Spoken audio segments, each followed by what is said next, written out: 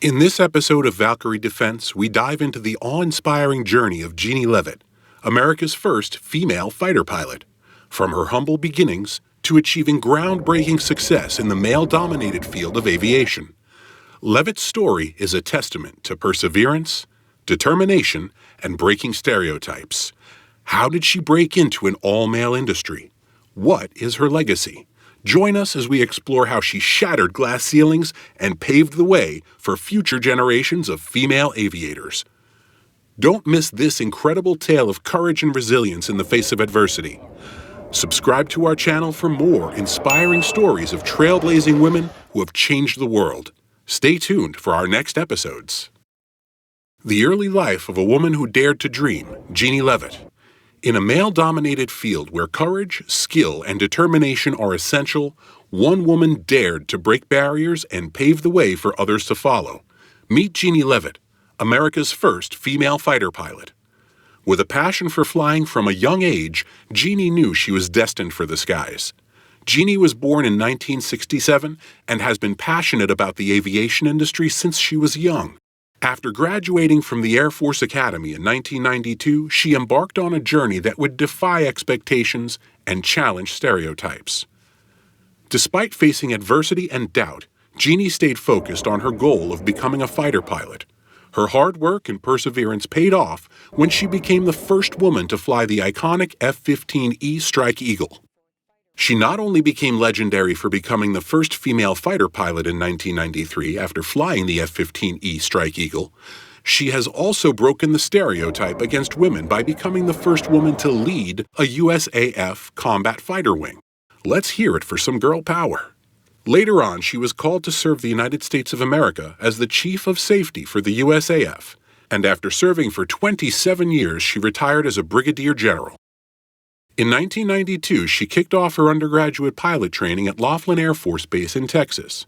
Following that, she developed her skills as a T-38 instructor pilot at Randolph Air Force Base in San Antonio. Eventually, in April 1993, the restrictions on women flying combat missions were lifted, and that was the green light she needed. With determination burning in her veins, she embarked on formal combat training. Her steed? The McDonnell Douglas F-15E Strike Eagle. Her F-15 flight log boasts 300 combat hours, most of them over the rugged landscapes of Afghanistan and Iraq. But let's zoom in on one mission. Operation Southern Watch, 1996. Operation Southern Watch was conducted by the United States Department of Defense, and it spanned from August 1992 to March 2003. And between 2002 and 2010, Leavitt pursued not one, not two, but 3 master's degrees. She is one highly educated woman. She earned a Master's of Business Administration from Auburn University in Alabama in 2002, a Master's of Military Operational Art and Science from the Air Command and Staff College at Maxwell Air Force Base, and a Master's of National Security Strategy from the National War College in 2010. Leavitt's first command was at the 333rd Fighter Squadron based at Seymour Johnson Air Force Base, North Carolina. She then stepped up to lead the 4th Fighter Wing at the same base in June 2012, which was a lot of responsibility. In June 2014, she stepped down from commanding the 4th Fighter Wing to take on a crucial role as the principal military assistant to the Secretary of Defense in Washington, D.C. Fast forward to 2016, she made history again by becoming the first woman to lead the 57th Wing at Nellis Air Force Base.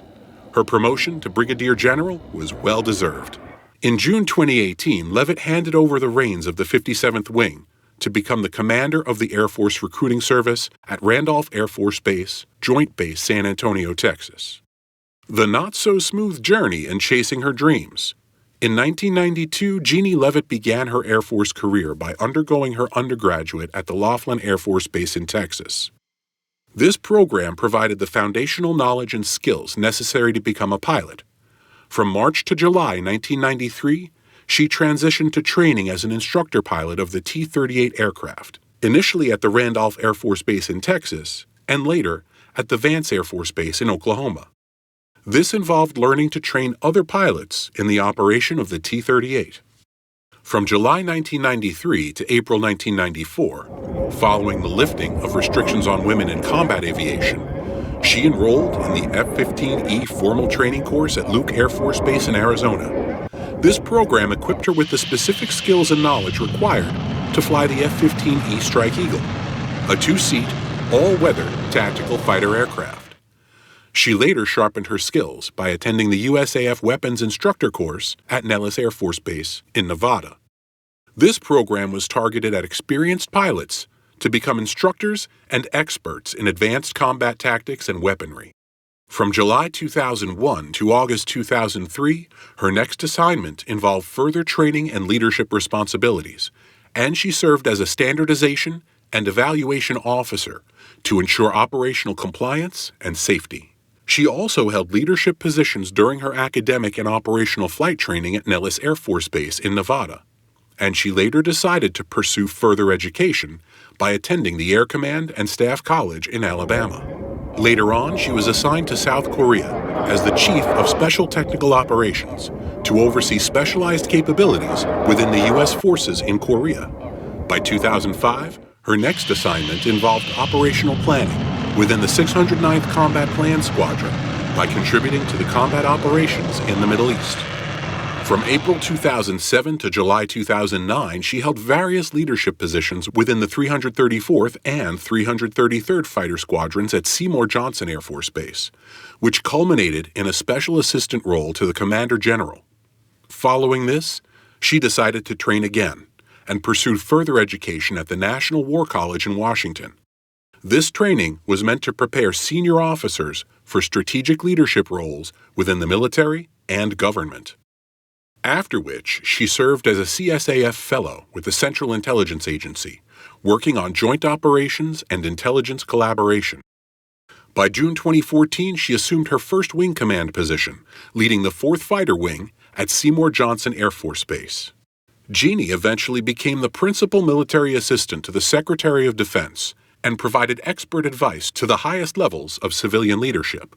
From April 2016 to June 2018, she commanded the 57th Wing at Nellis Air Force Base, overseeing a large and diverse training unit, before later assuming office in June 2018 as the commander of the Air Force Recruiting Service, leading the organization responsible for attracting and selecting qualified individuals to join the Air Force.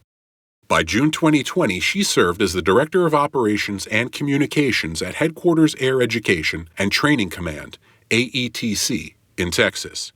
This role involved overseeing the operations and communications of the biggest training organization in the world, and had the job of ensuring the smooth running of training programs for the Air Force. And in 2024, she retired from the Air Force as a trailblazer with several awards to her name. The McDonnell Douglas F-15E Strike Eagle. Jeannie Leavitt officially started training in the F-15E Strike Eagle. The F-15E is a two-seat aircraft known for its versatility and long-range capabilities. This aircraft is a powerful fighter jet designed for long-distance attacks and can function in any weather conditions. The F-15E Deep Strike mission was a radical departure from the original intention of the F-15 when it was built. It was initially designed as an air superiority fighter, operating under the mantra, "Not a pound for air-to-ground." This means that every bit of the aircraft had a purpose in combat air missions. The basic airframe of the F-15 is incredibly versatile, so much so that it inspired the design of the F-15E, the strike fighter.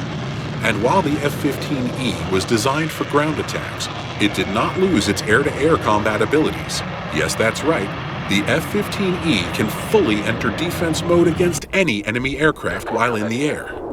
At first glance, one may spot some similarities between the F-15 and the F-15E. However, a closer look would reveal their differences.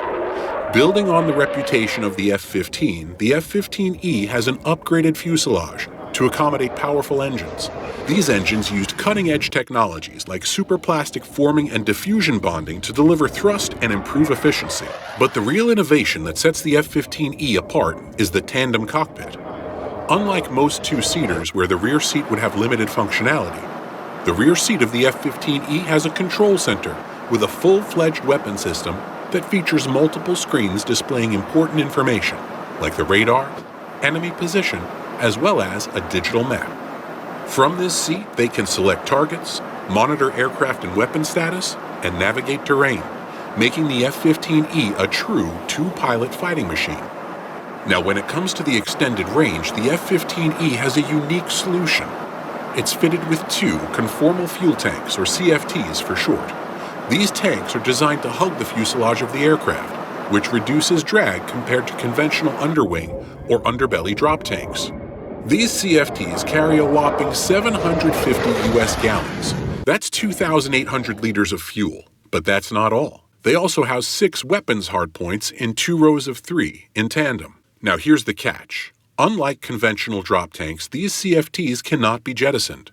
So the increased range comes with a trade-off: increased drag and weight compared to a clean configuration. With regards to the weaponry, the F-15E has the Tactical Electronic Warfare System, or TEWS for short, which is a comprehensive defense system that combines all countermeasures on the aircraft. This includes radar warning receivers, radar jammers, and chaff flare dispensers that provide an all-around defense against the enemy's aircraft. One important feature of the TEWS is the externally mounted ALQ-131 ECM pod. This pod is carried on the centerline pylon when required to provide extra defense for the aircraft. Additionally, the F-15E has the MIDS Fighter Data Link Terminal, produced by BAE Systems to improve situational awareness and communications capabilities via the Link 16 data link, keeping the pilots of the F-15E connected and informed during missions. In 2022, the TEWS was replaced by the AN/ALQ-250 EPAWS Digital Electronic Warfare Suite to boost the F-15E's performance even further. The navigation systems of the F-15 Strike Eagle have an APG-70 radar, which allows crews to zoom in on targets on the ground from a distance. One unique feature is that after a complete scan of an area, the jet is capable of freezing the air-to-ground map and switching back to air-to-air mode to rerun the scan for aerial threats. With this system in place, the pilot can detect, target, and engage air-to-air targets. The F-15E also features an inertial navigation system that uses a laser gyroscope to track and monitor the aircraft's position and feed the information on the current location of the jet to the central computer and other systems. To further boost the capability of the F-15E, the jet has a lantern system in place, which is the super, all-weather, all-terrain navigation and targeting system for the aircraft. It is attached under the engine intake and is designed to allow the aircraft to fly low, even at night, in any weather conditions. This system is equipped with different precision-guided and unguided weapons to attack marked targets. What this means is that the F-15E can shoot at targets with outstanding accuracy. Flowing from this, the system has 2 pods that are attached outside the aircraft. And here is the cool part. At night and in low lighting conditions, this system can project a video onto the overhead display to create an infrared image of the ground for the crew. Let's take a look at the striking features of this incredible fighter. The F-15E is a flying arsenal, boasting the most diverse range of air-to-ground weapons in the USAF's collection. It is also equipped with AIM-9 Sidewinders and AIM-120 AMRAAMs, ensuring it retains the air combat capabilities that are a hallmark of its F-15 lineage. It's fully prepped for offensive counter-air operations, and just like its sibling, the F-15C, it comes with an internally mounted General Electric M61A1 20mm cannon with 500 rounds, which is pretty effective against both enemy aircraft and less fortified ground targets. The F-15E got a major upgrade in 2007 with the addition of the Raytheon AN APG-82V1 active electronically scanned array radar. This isn't your average radar system.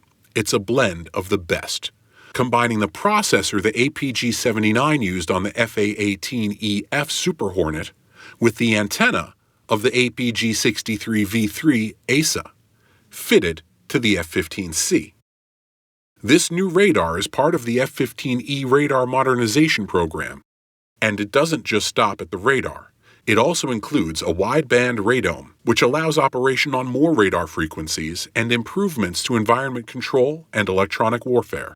In 2015, Boeing and BAE Systems were awarded contracts to upgrade the electronic warfare system of all USAF F-15s, including the F-15E, with the AN/ALQ-250 Eagle passive-active warning survivability system.